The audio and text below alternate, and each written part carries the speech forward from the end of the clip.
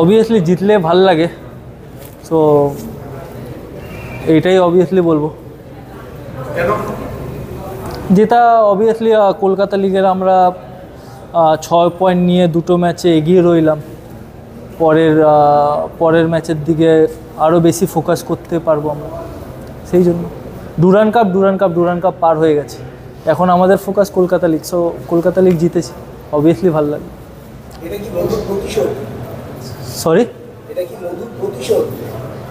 প্রতিশোধ কিসের প্রতিশোধ? ডুরান্ড কাপ শেষ হয়ে গেছে, ডুরান্ড কাপের প্রতিশোধ শেষ হয়ে গেছে। আমরা যদি প্রতিশোধ বলতে তাহলে ডুরান্ড কাপে হয়তো লিগ টেবিলে প্রতিশোধ নেওয়া যেত, বাট সেটা না। প্রতিশোধ বলে তো ফুটবলে হয় না, নিজেকে প্রত্যেকদিন বেটার করাটাই ফুটবলের আসল ইয়ে। সো প্রত্যেকদিন আমরা বেটার করছি। এটা কলকাতা লিগের টিম, অনেক জুনিয়র ছেলেরা খেলার সুযোগ পাচ্ছে, অনেক জুনিয়র ছেলেগুলো সবাই একসাথে মিলে আমরা এই জিততে পারলাম, এটাই খুশির বিষয়, এছাড়া কিছু না। প্রতিশোধ বলে কিছু না। এবারে শুরুটা কিন্তু ইস্টবেঙ্গলের গতবারের মতো মানে হয়নি, একটা সময় মনে হচ্ছিল প্রথম দিনেই শেষ করা যাবে কিনা, সেখান থেকে টপ শেষ করলে, সেখান থেকে চ্যাম্পিয়নের একেবারে দোরগোড়ায় পৌঁছে গেলে, মানে কোন জায়গা থেকে টার্নিং পয়েন্ট? তো শুরু থেকে প্রথমত অনেক ইনজুরিস ছিল, অনেক প্লেয়ারদের অ্যাবসেন্সের কারণে, ইনজুরির কারণে অ্যাবসেন্স হয়েছিল। সো সেই কারণে টিমটা কোচও ঠিকভাবে গুছিয়ে উঠতে পারছিল না, সব প্লেয়ারকে পাচ্ছিল না। তারপর যখন সব প্লেয়ার একসাথে আমরা সংগঠন হয়ে খেলা শুরু করেছি, তখন তারপর থেকে আশা করি রেজাল্ট পাওয়া শুরু হয়েছে। আরও তো একটা ম্যাচ বাকি আছে এখনো।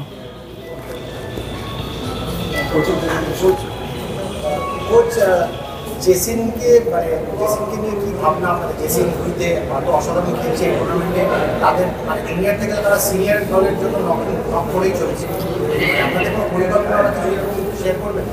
না, মানে পরিকল্পনা বলতে আমাদের এই টিমটাই ওই জন্য, যাতে মানে এই টিমটা থেকে আমরা সিনিয়র টিমে প্লেয়ার সাপ্লাইটা রাখতে পারি, ওটাই আমাদের লক্ষ্য মেনলি। এই রিজার্ভ টিমের, সব রিজার্ভ টিমেরই তাই লক্ষ্য।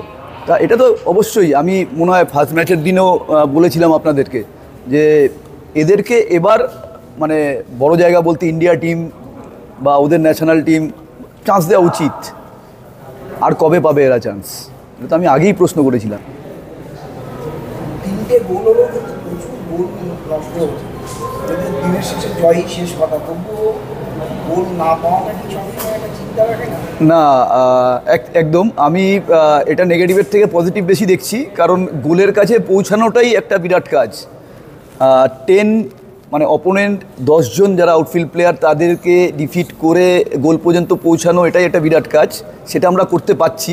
অবশ্যই আমাদের ল্যাকিং হচ্ছে ফিনিশিংয়ের উপর আরও জোর দিতে হবে। তবে 3 গোল 2 ম্যাচে not a matter of joke against good teams. এরকম মিস্টেক বড় বড় গোলকিপাররাও করেছে, আজকে হয়ে গেছে, সামাও হয়ে গেছে। ওর কাছে তো মানে ও তো নামই সেভ জিতছিল, তা আমরা জানতাম ও কী সেভ মানে করতে পারে। এরকম একটা মিস্টেক গোলকিপাররাই করে থাকে, কারণ গোলকিপাররা মিস্টেক করলেই ওরকম গোল হয়ে যায়, কারণ last man of the defence. এটা হতেই পারে, এটা মানে বলবো একটা টিম গেমের একটা পার্ট। এই ম্যাচটা নিয়ে অনেক প্রেশার ছিল, কারণ শুধু আগের ডুরান্ডের রেজাল্টটা ডায়মন্ড ম্যাচের একটা বাড়তি প্রেশার ছিল। কি গেম প্ল্যান ছিল আর কীভাবে পুরো টিমকে মোটিভেট করেছিল? না, আমাদের গেম প্ল্যান এই ছিল, যদি মানে আমাদের যে টিমটার মানে সম্বন্ধে আমরা প্রচণ্ড কনফিডেন্ট। আমরা বলেছি যেদিন থেকে আমাদের টিম আমাদের খেলা খেলতে শুরু করবে, সেদিন থেকে এই টিমটা অনেক বেশি ভালো খেলবে, অনেক বেশি আপনারা খেলা উপভোগ করবেন, এবং সেটাই আস্তে আস্তে আমরা তাই দিকেই যাচ্ছি। Thank you.